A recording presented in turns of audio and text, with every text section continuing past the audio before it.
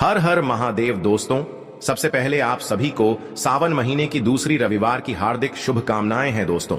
जैसा कि आप सभी जानते हैं कि 20 जुलाई 2025 यानी रविवार को पड़ रही है सावन मास की दूसरी रविवार दशमी तिथि। और दोस्तों, यह वह तिथि है जो सावन मास में पड़ने वाली सबसे बड़ी रविवार दशमी तिथि है, क्योंकि यह रविवार के दिन पड़ रही है और इसका बहुत ही बड़ा और विशेष महत्व होता है। पूज्य गुरु प्रदीप मिश्रा जी ने कहा है कि अगर कभी भी मौका लग जाए और सावन महीने की रविवार के दिन दशमी तिथि पड़ जाए तो आप लोगों को 11 गेहूं के दाने वाला उपाय तो अवश्य ही करना चाहिए। इन दोनों का सहयोग बहुत ही कम आता है, क्योंकि ऐसा दिन पूरे साल में सिर्फ एक ही बार आता है।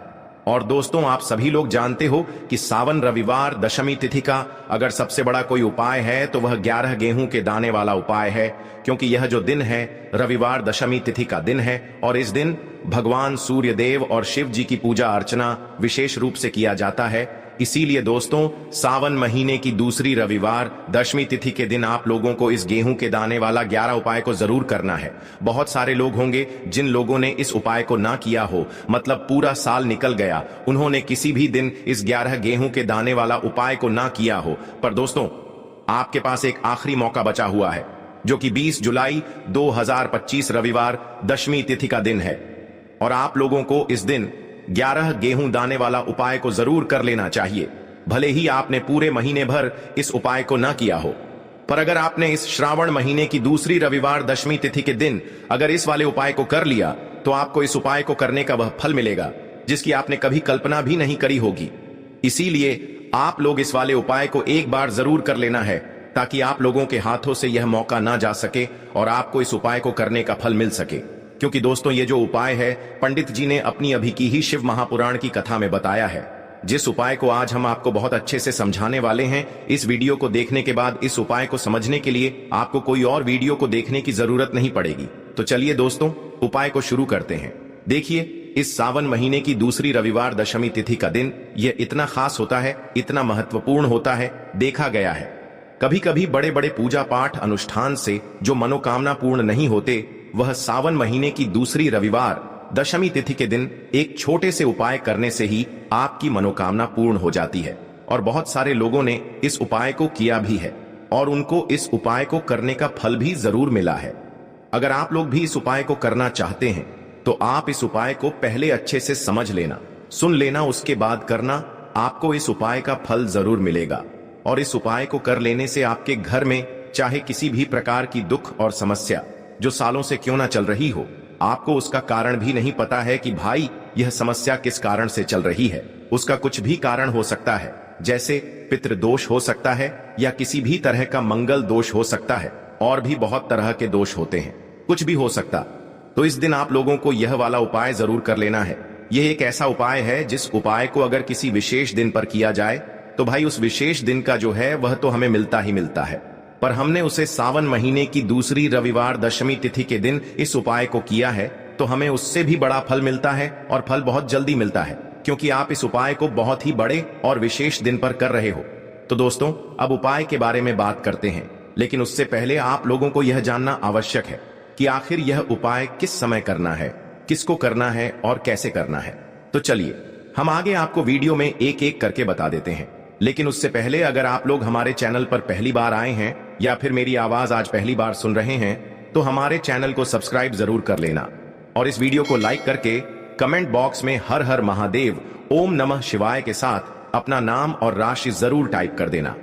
तो दोस्तों, इस 11 गेहूं के दाने वाला उपाय को हमें इस रविवार दशमी तिथि के दिन कैसे करना है, किसको करना है, किस समय करना है और कहां पर करना है, ये सारे सवालों के जवाब आपको इस वीडियो में मिल जाएंगे। और जो यह वीडियो देखेगा भाई, उसको इस 11 गेहूं के दाने वाला उपाय जरूर करना चाहिए, क्योंकि इस दिन एक गेहूं के दाने का भी बहुत ही बड़ा और विशेष महत्व होता है। और जब बात आ जाए 11 गेहूं के दाने वाला उपाय की, तो यह सोने पर सुहागा वाली बात हो जाती है कि नहीं? और यह एक बहुत ही बड़ा उपाय हो जाता है इस सावन महीने की दूसरी रविवार का। तो अब दोस्तों, इस 11 गेहूं के दाने वाला उपाय को आखिर करना किसको है, सबसे पहले हम लोग वह बात जान लेते हैं। तो देखो, घर की जो बड़ी माताएं बहनें होती हैं, उन माता बहनों में से कोई भी एक बड़ी माता बहन इस वाले उपाय को कर सकती है। और दोस्तों, अगर आप चाहे तो अपने घर में से सभी सदस्यों को भी इस उपाय को करवा सकते हैं। अगर किसी व्यक्ति की खुद की कोई मनोकामना है, खुद की कोई दुख और परेशानी है जो कि वह अपने लिए ही करना चाहता है, इस वाले उपाय को तो वह खुद अपने लिए भी कर सकता है। तो अब दोस्तों, जो अगला प्रश्न निकल कर आता है वह यह आता है इस उपाय को लेकर कि आखिर इस उपाय को हमें किस समय करना है, सुबह के समय करना है कि शाम के समय करना है। तो देखो, इस वाले उपाय को आप लोग सुबह के समय भी कर सकते हो और शाम के समय प्रदोष काल में भी कर सकते हो। तो दोस्तों, इस सावन महीने की दूसरी रविवार दशमी तिथि के दिन महादेव जी को जब कोई प्रसन्न कर लेता है और जब महादेव जी किसी से प्रसन्न हो जाते हैं तो फिर उसके जीवन में इतना धन, इतना सुख दे देते हैं, इतनी समृद्धि देते हैं कि वह संभाल नहीं पाता है। जब आप सावन महीने की दूसरी रविवार दशमी तिथि के दिन इस 11 गेहूं के दाने वाला उपाय करते हैं तो आपको अपने शत्रुओं से भी छुटकारा मिलता है। तो चलिए बात कर लेते हैं सबसे पहले उपाय की, जो कि आपको रविवार दशमी तिथि के दिन इस 11 गेहूं के दाने से करना है। तो देखिए, सबसे पहले उपाय आपको बताने जा रहे हैं, यह है घर में पैसे को बढ़ाने के लिए है। क्योंकि दोस्तों, आजकल की दुनिया में पैसा ही सब कुछ बन गया है। अगर आपके पास पैसा है तो आपके पीछे हजारों लोग रहेंगे, आपको गांव समाज में मान सम्मान दिया जाएगा। और आपके पास पैसा नहीं है, आपके पास धन नहीं है, आप निर्धन हैं, तो गांव समाज के लोग तो छोड़िए, आपके अपने भी भूल जाएंगे, क्योंकि वह समझ लेता यह गरीब आदमी करेगा ही क्या है कि नहीं। इसीलिए दोस्तों, इस सावन महीने की दूसरी रविवार दशमी तिथि के दिन यह उपाय आपको जरूर करना है। तो देखिए, सबसे पहले आपको बता दें कि जब भी आप इस उपाय को करेंगे, सबसे पहले ऐसा समझ लीजिए कि तुरंत वह अपना असर दिखाते हैं। तो करना क्या है, आपको यहाँ पर 11 गेहूं के दाने लेने हैं। एक भी दाना टूटा हुआ नहीं होना चाहिए, यह चीज आपको बिल्कुल ध्यान रखनी है। 11 गेहूं के दाने लेंगे और एक लोटा जल, हमेशा की तरह जल आप अपने किचन से ही लेंगे। अब आपको क्या करना है, चले जाना है भगवान शिव जी के मंदिर। देखिए, अगर शिव जी के मंदिर बहुत दूर है आपके घर से तो आप इस उपाय को अपने घर पर भी कर सकते हैं, इस बात का ध्यान रखना। उसके बाद आप जो एक लोटा जल और 11 गेहूं के दाने लाए हैं, तो यहां पर सबसे पहले एक लोटा जल को शिवलिंग पर धीरे धीरे अर्पित करना है और उसके बाद आप जो 11 गेहूं के दाने लेकर आए हैं उसे आप एक एक करके 11 बार अशोक सुंदरी वाले स्थान पर अर्पित करते जाना है और श्री शिवाय नमस्तुभ्यम का जाप करते जाना है। उसके बाद महादेव देव जी का स्मरण करना है। यहां पर ठीक है ना है? जैसे ही आप इस सावन महीने की दूसरी रविवार के दिन ये उपाय करते हैं तो आपके घर में इतनी तेजी से पैसा आना शुरू हो जाता है जिस पर आपको भी विश्वास नहीं होता है। ये इतना चमत्कारी उपाय है, जो व्यक्ति करता है वह महाधनी बनकर रहता है। अगर पूरी सच्ची श्रद्धा से उपाय कर लिया तो महाधनी बनने में आपको देर नहीं लगेगी। कितना भी बड़ा दोष आपके घर में हो, शनि की पीड़ा परेशान कर रही हो, आप अपने जीवन में रातों रात चमत्कार देखते हैं। जब इस उपाय को आप करते हैं तो यह पहला उपाय है इस रविवार दशमी तिथि का। आप इसका चमत्कार खुद देख लेना, खुद आप अपने जीवन में देखेंगे कि वह काम आपका बनेगा जिसके बारे में आज आपने सोच लिया है कि यह काम मेरे बस का नहीं है और यह काम हो नहीं सकता है। तो दोस्तों, अब हम समझते दूसरे उपाय को। यह उपाय भी आपको विशेषकर 20 जुलाई सावन महीने की दूसरी रविवार दशमी तिथि के दिन ही करना है। तो देखिए, यह उपाय आपकी समस्त मनोकामना को परिपूर्ण करने वाला है। बुद्धि, ज्ञान और विवेक से जुड़ी यदि आपकी किसी भी प्रकार की मनोकामना हो, या फिर यदि आप अपने व्यापार में वृद्धि के लिए यह उपाय करना चाहते हैं, यदि आप भी चाहते हैं कि आपके घर से सारे जो दुख है, सारे क्लेश हैं, वह सभी समाप्त हो जाए, यदि आप भी चाहते हैं कि जीवन में आपकी किसी भी प्रकार के संकट और तनाव की स्थिति उत्पन्न ना हो, यानी कि जीवन की समस्त समस्याओं को दूर करने के लिए आपको सावन महीने की दूसरी रविवार को यह चमत्कारिक उपाय करना है। देखिए, इस उपाय को करने के लिए सबसे पहले तो आपको मात्र 5 गेहूं के दाने लेने हैं। इसी प्रकार से आपको 5 गेहूं के दाने लेने हैं। देखिए, यह जो उपाय है सभी माता को विशेषकर अपने बच्चों के लिए करना है, यानी कि अपने बच्चों की सफलता के लिए सभी माता को यह उपाय करना है।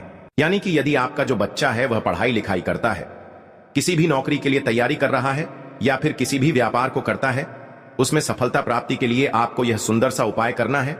तो इस प्रकार से आपको 5 गेहूं के दाने लेने हैं जो कहीं से भी टूटे हुए, खंडित नहीं होने चाहिए। अब देखिए दोस्तों, इसी के साथ में आपको एक तांबे के पात्र के अंदर शुद्ध जल लेना होगा। अब दोस्तों, यह जो सभी सामग्रियां हैं आपको लेकर के पहुंच जाना है भगवान शिव के मंदिर में। देखिए, यह जो उपाय हैं आप सुबह से लेकर के शाम तक किसी भी समय में कर सकते हैं। देखिए दोस्तों, सबसे पहले तो आपके पास जो 5 गेहूं के दाने हैं, इनमें से आपको 4 गेहूं के दाने अलग करने हैं और आपको को एक विशेष बात का ध्यान रखना है कि जो यह चारों ही गेहूं के दाने हैं, कहीं से भी टूटे हुए खंडित नहीं होने चाहिए, इस बात का ध्यान रखना है। देखिए दोस्तों, सबसे पहले तो आपने जो 4 गेहूं के दाने लिए हैं, उन्हें आपको थोड़ा सा गिला करना है, यानी कि इन पर आपको थोड़ा सा शुद्ध जल डालना है और लगातार आपको श्री शिवाय नमस्तुभ्यम मंत्र का स्मरण करना है। इस मंत्र का लगातार जाप करते रहना है।